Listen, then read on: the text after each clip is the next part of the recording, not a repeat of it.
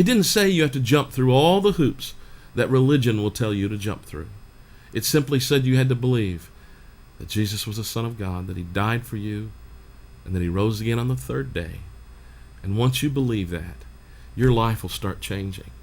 Because what happens is he's given you the faith to believe, and then he gives you the grace to be saved by.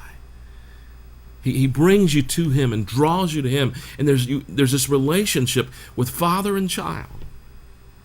This series on the Grace Revolution is so important.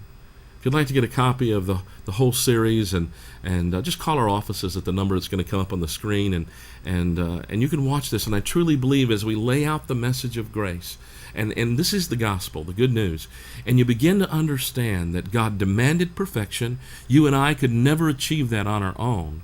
So then he sent his son to die on the cross, and he fulfilled all 613 of the laws from the Torah, totally fulfilling them.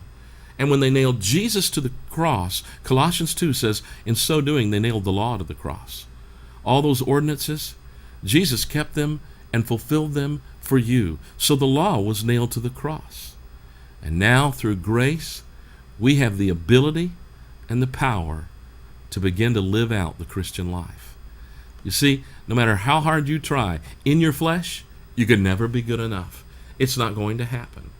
But when you begin to trust and depend upon Jesus Christ and what he did on the cross for you, then your life will begin to change. You'll begin to see change in your life, friend. It'll really, really happen. Well, I so enjoyed today's teaching. What about faith? Faith is important, but don't put your faith in your faith. It's the focus of our faith that is really important and needed. Put your faith in Jesus. You can move mountains when you trust in him and let him do it for you. Thank you, friend, for joining us today for this teaching. Join us again next week at the same time as we share with you good news of God's unconditional love and his grace. Walk in grace. He loves you.